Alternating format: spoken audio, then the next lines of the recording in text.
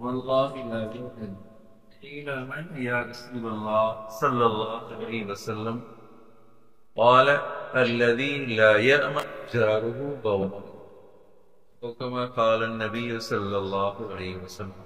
درود شریف بلند آواز سے اللهم صل على محمد وعلى آل محمد كما صليت على إبراهيم وعلى آل إبراهيم اللهم بارك على محمد وعلى آل إبراهيم وعلى آل إبراهيم. اسلام میں خوبیاں ہی خوبیاں ہیں. اسلام میں مساوات بھی ہے، اسلام میں اخوت بھی ہے، بھائی چارہ بھی ہے، اسلام میں سیاست بھی ہے. جو لوگ یہ کہتے ہیں کہ بھائی اسلام سیاسی ہم بات نہیں کرتے، سیاست میں ہمارا کیا کام، وہ غلطی کرتے ہیں، بڑے نادان ہیں وہ لوگ. تسوسہم الانبیاء، تسوس سیاست کا لفظ عربی کا لفظ ہے. حدیث مبارک میں ہے کہ انبیاء کرام بھی سیاست کرتے تھے. تسوسہم الانبیاء، سیاست کی معنی خیر خواہی. آج سیاست کی معنی منافقی ہے. آج ایک پارٹی میں کل دوسری پارٹی میں چڑھتے سورج کی پوجا کرتے ہیں. جب صلح حدیبیہ ہوئی، آپ صلی اللہ علیہ وسلم ہجرت کے 6 سال عمرے کے لیے آئے. کافروں نے کہا کہ آپ اس سال چلے جائیں، پھر اگلے سال آ جائیں. صلح نامہ تیار ہوا، شرائط تیار ہوئے. توجہ کریں، ان میں سے ایک شرط یہ تھا، کافر لوگ کہنے لگے کہ ہمارا اگر بندہ تمہارے پاس آئے گا تو تم واپس کرو گے، نہیں، اور تمہارا بندہ جو آئے گا ہم واپس نہیں کریں گے. بات سمجھ آ رہی کسی کو؟ ہمارا بندہ، کافروں کا بندہ جو آپ کے پاس آئے گا تو آپ واپس کریں گے. سمجھا نہیں؟ آپ کا بندہ جو آئے گا ہم واپس نہیں کریں گے.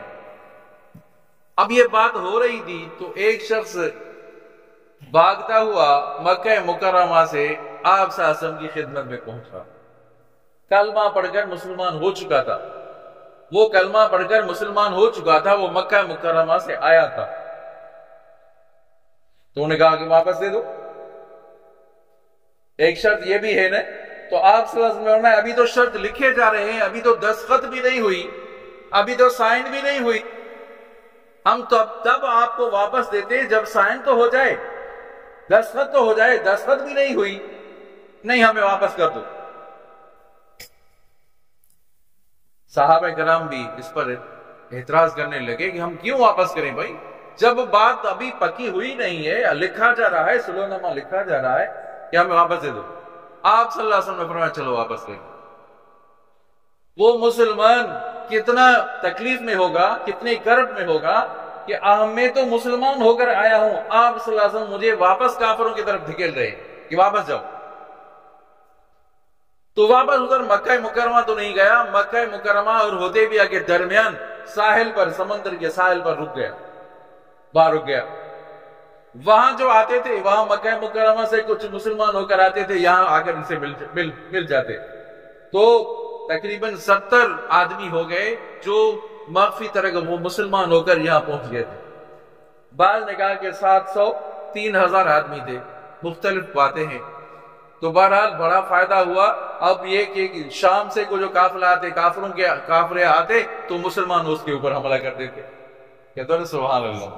وہ مسلمان جو جتھا تھا وہ مکہ مکرمہ صلح حدیبیہ کے درمیان جو ابھی تک مدینے میں نہیں آئے تھے وہ لوٹتے تھے، اور کافر پریشان ہو گئے، وہ مکے والے پریشان ہو گئے. تو آپ صلی اللہ علیہ وسلم سے مجبور ہو کر صلح نامہ کیا کہ بھائی آپ صلح کر لیتے ہیں، نہیں یہ ہمارے بندوں کو چھوڑتے نہیں ہیں. تو کہنے کا مطلب کیا ہے کہ اس میں ایک فائدہ تھا نا. چلو ہمارا بندہ مسلمان ہو کر آیا، پھر بھی واپس دے دیں گے، چلو واپس کرو، کہ وہ چند اور دوسروں لوگوں کو بھی مسلمان کرے گا.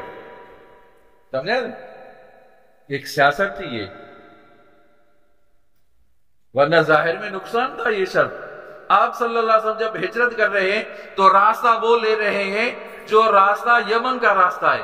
یہ غار سور والا راستہ یہ یمن کا راستہ تھا، اب جانا ہے مدینہ منورہ، وہ راستہ لے رہے ہیں ہجرت کا، یمن والا راستہ لے رہے ہیں۔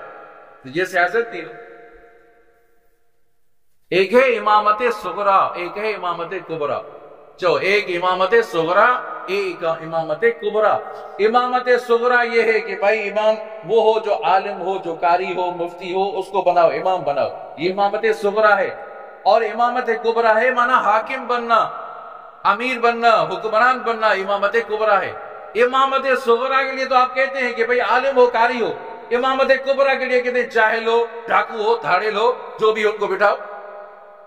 ارے وہ ڈاکہ ایسا نہیں کرے گا، وہ کرپشن کرے گا تو آپ کو بھی حصہ ملے گا نا۔ جرم میں آپ بھی شریک ہیں۔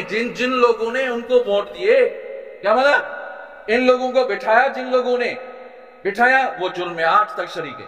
اللہ رحم کرے، معمولی بات نہیں ہے، آج تک وہ آپ شریک ہیں اس میں، جنہوں نے ان کو بٹھایا۔ جو کرپشن کر رہے ہیں، جو قتل خون خرابہ ہو رہا ہے، ڈاکہ ہو رہا ہے، لوٹ مار ہو رہا ہے، کہ آج تک شریک ہیں آپ اس میں بری نہیں ہیں۔ ہاں اگر آپ نے علماء کو ووٹ دیا ہے تو آپ بری ہیں۔ آپ نے ان لوگوں کو دیا جو بارہا ان کرسیوں پر آ رہے، باری مقرر، کبھی یہ کبھی وہ، کبھی یہ کبھی وہ، آپ شریک ہیں اس میں۔ آپ مانے نہ مانے، اب بات امامت صغرا کے لیے آپ کہتے ہیں کہ بھئی امام اس کو بناؤ، قاری عالم کو بناؤ۔ امامت کبرا جو امامت بڑی امامت ہے، اس کے لیے آپ جاہل کو بناؤ، ڈاکو کو وزیر اعظم بنا رہے ہو، صدر بنا رہے ہو۔ تو سیاست بھی اسلام میں ہے، اخوت بھی اسلام میں ہے، اخوت بھی، بھائی چارہ بھی اسلام میں ہے۔ آپ صلی اللہ علیہ وسلم نے فرمایا واللہ لا یؤمن، واللہ لا یؤمن، واللہ لا یؤمن، قسم اللہ کی وہ مومن نہیں ہے، قسم اللہ کی وہ مومن نہیں ہے، قسم اللہ کی وہ مومن نہیں ہے۔ صحابہ کرام نے فرمایا رسول اللہ کون مومن نہیں ہے؟ آپ نے فرمایا وہ مومن نہیں ہے جو پڑوسی اس کے ظلم سے محفوظ نہ ہو۔ پڑوسی کی جب کہ گھر میں نظر ہے کہ یہ گھر جائے، ادھر ادھر جائے تو اس کے گھر میں گھس جاؤ، اس پر نظر ہے۔ آپ نے فرمایا حضرت جبرائیل امین نے اتنی مجھے تاکید فرمائی پڑوسی کے بارے میں نے یہ سمجھا کہ شاید پڑوسی اس کا وارث نہ بن جائے، ایک پڑوسی فوت ہو جائے دوسرا پڑوسی اس کا وارث نہ بن جائے، اتنی تاکید ہے۔ آپ صلی اللہ علیہ وسلم صحابہ کرام جب مکہ مکرمہ سے ہجرت کر کے آئے، مدینہ منورہ میں آئے، تو ایک تھے انصاری مدد کرنے والے، کہتے ہیں سبحان اللہ، دوسرے تھے مہاجرین، وہ جو آئے اپنے گھروں کو چھوڑ کر آئے۔ تو جو اپنے گھروں کو چھوڑ کر آئے تو صحابہ کرام نے انصاری صحابہ کرام نے اپنے کاروبار میں بھی ان کو شریک کر لیا۔ بھائی تم ادھر سے آئے ہو، گھر بار چھوڑ کر آئے ہو، کچھ بھی نہیں لیا، کاروبار میں شریک کر لیا، ہر چیز میں شریک کر لیا، کھانے پینے میں شریک کر لیا، یہاں تک شریک کر لیا کسی صحابی کی اگر 2 بیویاں تھی تو اس صحابی نے فرمایا، انصاری صحابی نے، کہ میں ایک بیوی کو طلاق دیتا ہوں، عدت کے بعد تمہارے ساتھ نکاح کریں۔ انتہائی اندازہ دیکھو کتنی بھائی چارگی ہے، تو کتنی اخوت ہے۔ اسلام میں یہ چیز ہے عزیزو، اسلام میں یہ چیز بھی ہے۔ آپ صلی اللہ علیہ وسلم نے ایک کافر عورت کو دیکھا، بچہ گم ہو گیا تھا، بچہ گم ہو، پریشان تھی، چادر اتر گئی، آپ نے اپنی چادر مبارک اس عورت کو دے دی۔ صحابہ کرام نے فرمایا رسول اللہ یہ تو کافرہ عورت ہے۔ فرمایا کافرہ عورت ہو کیسی بھی ہو، عورت تو ہے نا، عورت تو ہے۔